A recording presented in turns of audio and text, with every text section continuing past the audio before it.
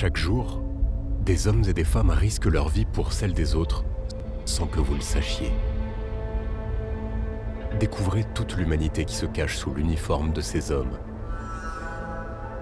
Découvrez l'unité du PSIC de la gendarmerie.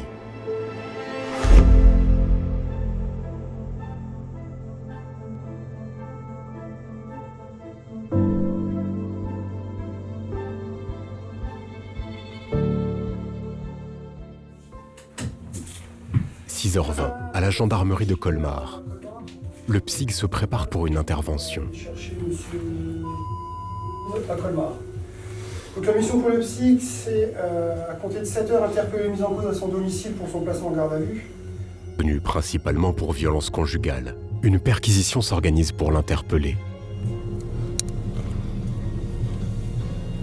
6h50, l'unité se dirige vers le lieu de perquisition.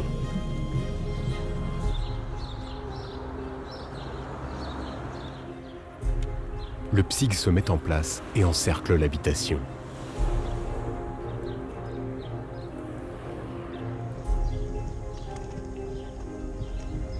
7h pile, la colonne enfonce la porte et pénètre dans l'appartement.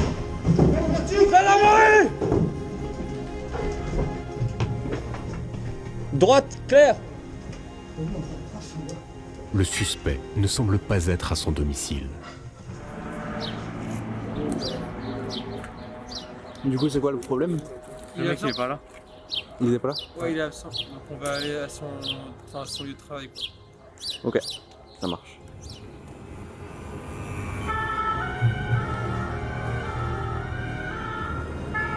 Ouais, pour tous, vous pouvez ôter les casques. Hôtel Ibiza en bout. Direction son lieu de travail, une enseigne d'hôtellerie dans laquelle il serait cuisinier depuis peu.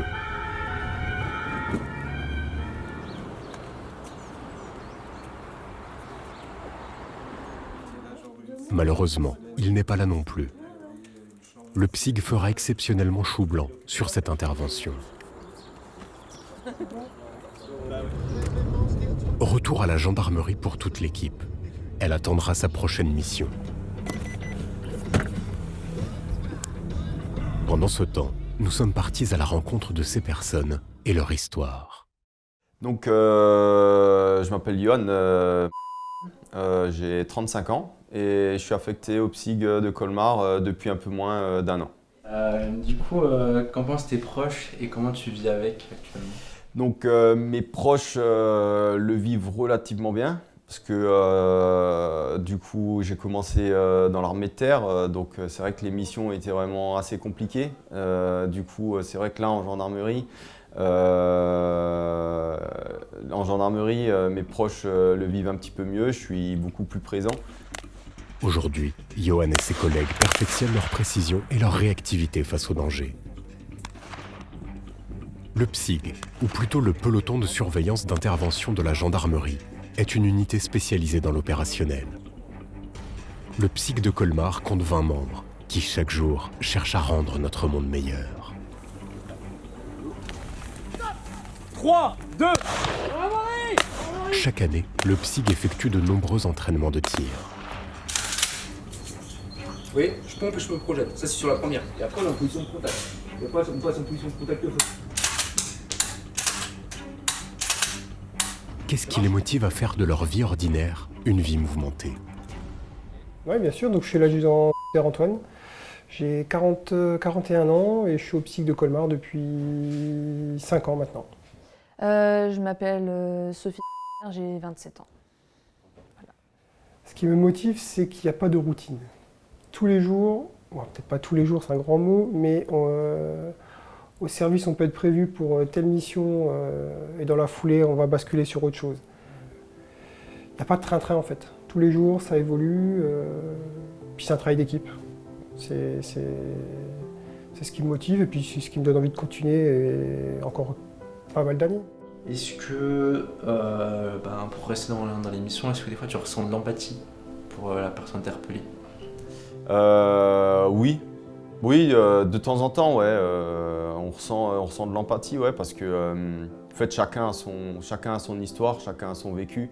C'est vrai qu'on peut vite avoir tendance à à être un peu fâché par rapport à ce que les gens font, leur comportement, leurs réactions. Après, il ne faut pas oublier que personne n'a la même vie. Si certaines personnes en sont arrivées là, c'est que quelque part, ils ont vécu aussi des choses dures dans leur passé. Donc voilà. Alors moi je me présente, je suis le major Christophe, je suis le commandant du PSIC de Colmar depuis août 2020. Mes proches ne savent quasiment pas ce que je fais réellement. Ils ont très peu d'informations sur les interventions que j'ai faites. Ouais, c'est un choix, pour ne pas les inquiéter. Je sais que mes parents ne savent absolument rien de ce que j'ai fait, pourtant j'ai quelques années d'intervention derrière moi. J'ai fait face à quelques situations dégradées, hein, on appelle ça des situations dégradées, et j'ai préféré ne rien dire, donc ils savent très peu de ce que je fais, sur quelles situations j'interviens, et voilà. Ils savent à peu près ce que je fais, ils savent que je fais de l'intervention, mais voilà, sans rentrer dans le détail. Lundi 5 avril, le PSIG se prépare pour une démonstration à la préfecture de Colmar. Ils vont alors simuler une intervention entre une brigade et une voiture. Sauf que cette fois-ci, Ninja, le chien de l'unité, se joint à eux. Et le PSIG, là, il patrouille. Il patrouille en fonction des points tenus par les collègues des brigades. Et comme ça se passe à chaque fois, en fait, le PSIG chasse, et puis des fois il trouve. Des fois il trouve pas. Et des fois il trouve. Et là aujourd'hui, il va trouver. Ouais.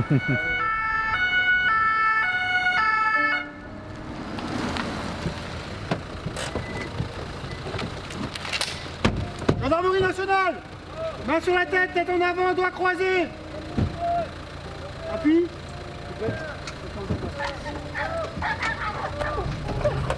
Hey.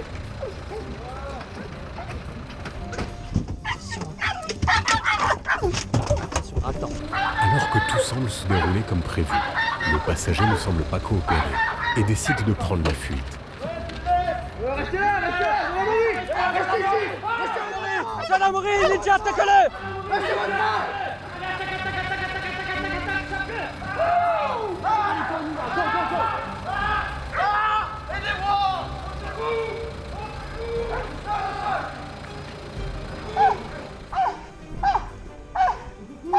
L'intervention s'est déroulée sans accroc et semble avoir impressionné la préfecture.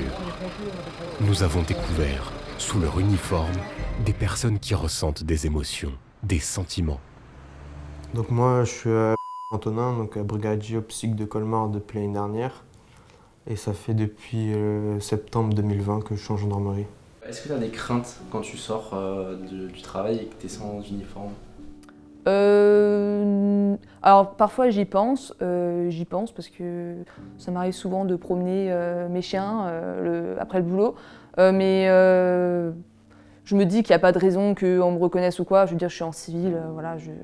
Après, oui, on y pense tous, mais voilà, je pense qu'il ne faut pas créer une psychose autour de ça. À chaque fois que je sors de chez moi, je ne pense plus que je suis gendarme, hein. Je suis quelqu'un comme tout le monde, je profite comme tout le monde. Parce que si je commence à chaque fois à avoir des craintes par rapport à ça, je pense qu'on ne vit plus, quoi. Est-ce qu'il y a une perso, une mission qui t'avait plus marqué que les autres? Je me suis retrouvé pris à partie. On m'a jeté au sol et là, 4-5, enfin ils étaient une quarantaine. Ils sont venus vers moi, et puis les coups commencent à échanger. Moi j'étais au sol avec le matériel et tout ça. Et là j'ai mon GAV et un chef qui sont venus, qui m'ont sorti de là, qui m'ont extirpé. Ils m'ont mis en sécurité après dans une salle et puis on a dû appeler les renforts parce que là ça partait dans tous les bouteilles de verre qui volaient. Enfin voilà, ouais. Donc sur un forcené où j'ai dû faire usage de mon arme parce qu'il avait décidé de sortir de son habitation et de venir au contact. Voilà, j'ai tiré à 2 reprises sur la personne, je l'ai touché à la jambe, on l'a interpellé. Donc c'est forcément une intervention qui m'a marqué, dans le sens où c'était une situation, on appelle ça dégradée, avec un stress intense, parce qu'un usage des armes c'est pas commun, il faut prendre la décision. Il y a des choses comme ça qui marquent, et c'est là que je rebondis sur ça justement. C'est ce qui fait aussi, on compte les uns sur les autres ici, tu vois, c'est vraiment quelque chose, ils ne m'auraient pas laissé par terre et me faire démonter, quoi. Mes camarades, ils sont venus hein, m'extraire et je m'en suis sorti avec quasiment rien, donc ouais. C'est une cohésion à avoir. une grosse cohésion et puis ouais, nous on laisse personne sur le carreau, quoi. Ça c'est interdit. Je pense que justement les gens ils voient beaucoup à travers les réseaux sociaux. Il y a souvent des vidéos, des choses, des scènes de violence où bah, forcément les gens ils voient que quelques secondes de vidéo et ils se permettent de juger. Alors que souvent, bah, c'est tout le temps le cas, mais j'ai envie de dire, ils ne savent pas ce qui s'est passé avant, ils ne savent pas ce qui se passe pendant, ils ne savent pas ce qui se passe après. Tant qu'on n'est pas gendarme, tant qu'on n'a pas vécu ce métier, on ne peut pas se permettre de juger, on ne peut pas se permettre de s'avancer sur ce métier. Il faut vraiment le vivre pour le comprendre vraiment. Après avoir suivi l'unité du PSIC durant plus d'1 mois, nous avons découvert des personnes merveilleuses. Au travers de multiples interventions, nous avons découvert la personnalité de chacun.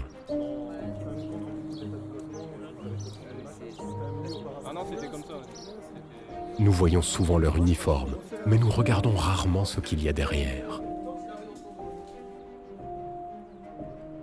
Ces hommes et ces femmes, au quotidien qui semblent nous opposer, nous ressemblent.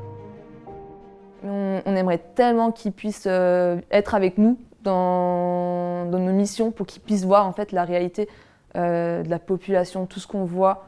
C'est juste incroyable et les gens croient souvent qu'on est contre eux, qu'on est là juste pour les réprimer alors qu'on est surtout là pour eux. On fait ce métier avant tout pour être là pour les gens, pour les aider. Et c'est vrai que quand on voit des fois toute la méchanceté qu'il y a, la violence qu'il y a contre nous, mais on se dit mais en fait ils ont juste rien compris. Bah, qui se mettent à notre place. Je les invite à venir découvrir le PSIC ou même la gendarmerie. Et en fait, il faut y être pour y croire, quoi. Parce que c'est vrai qu'à l'extérieur, quand on parle à quelqu'un du PSIC, quoi, il ne sait pas trop comment ça se passe, etc. En fait, il faut vraiment le vivre pour le croire. Par exemple, les attentats, ce genre de choses, là, forcément, les gens sont contents qu'on soit là, ils sont reconnaissants. Donc je me dis c'est déjà ça qu'ils ont compris, mais c'est sûr que si on pouvait, on changera jamais les mentalités des gens. Il y aura toujours des gens qui seront contre nous, mais bon, je perds pas espoir qu'un jour ça change quand même. Voilà. Donc en fait, si je dois résumer, c'est qu'on est des personnes comme tout le monde, avec nos craintes, nos émotions, sauf peut-être qu'on les gère un peu mieux, c'est tout.